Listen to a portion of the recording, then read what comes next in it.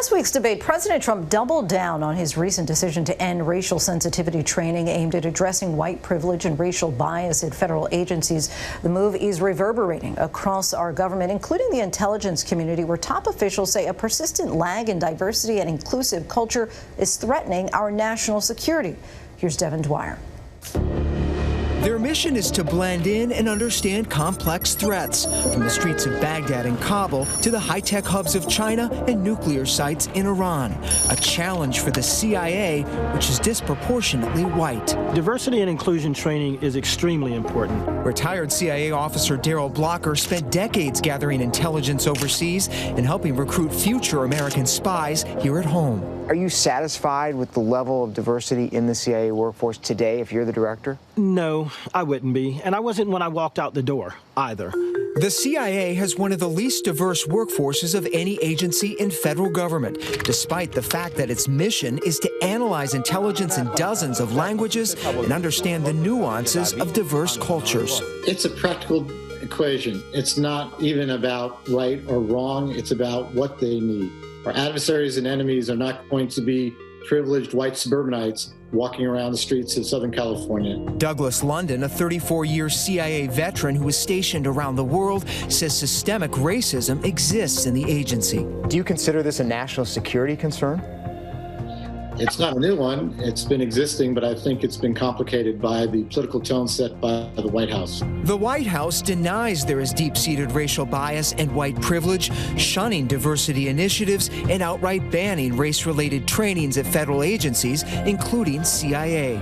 I ended it because it's racist. I ended it because a lot of people were complaining that they were asked to do things that were absolutely insane. But current and former leaders in the intelligence community, including members of both parties, say a lack of diversity could hurt the effectiveness of America's spies. Minorities make up just over a quarter of the intelligence community workforce, according to a new report, well below the level of representation across the federal government and the civilian labor force overall. The CIA declined to provide figures for the agency itself, but a declassified 2015 report found just 10.8% of its leaders were people of color.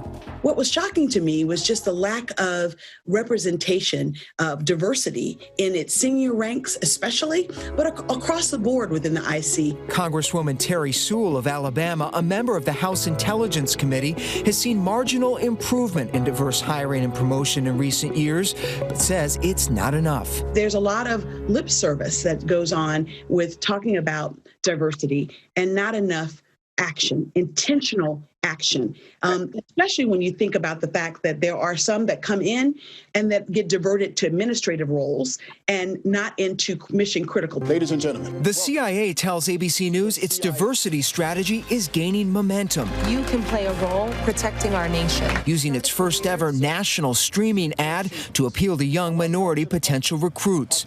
But after years of similar efforts, some wonder whether this one will be any more effective. The initiative has even become fodder of late-night comedians. Why is the CIA making recruitment ads? If you're such good spies, surely you already know who you should hire. Hi, Trevor. The CIA's talent acquisition chief, Sharonda Dorsey, has been leading the charge to set the record straight, responding to The Daily Show's Trevor Noah on Instagram. We had some great laughs with you, but we decided to stick with our fact-based version. We have a global mission, so it is important for us to reach Americans from all walks of life. In a statement to ABC, the CIA says fostering diversity and inclusion is now a key requirement for promotion, and that all officers are trained to create and maintain an inclusive workplace. CIA Director Gina Haspel, the first woman in that job, has said it's a top priority. I want every officer to have equal opportunities to succeed. But building a more inclusive agency of spies and analysts has been slow going. Former CIA officials say one of the biggest barriers remains stigma from the agency's controversial history of alleged human experimentation, torture, and assassinations. It's a double-edged sword. The mystique is good. It helps us that people think that we can do these things, but it also hurts us when they think we're doing things that we're not. As the nation reckons with race, members of Congress are promising to keep the pressure on. More accountability by giving us the numbers of ethnic minorities broken down by ethnicity.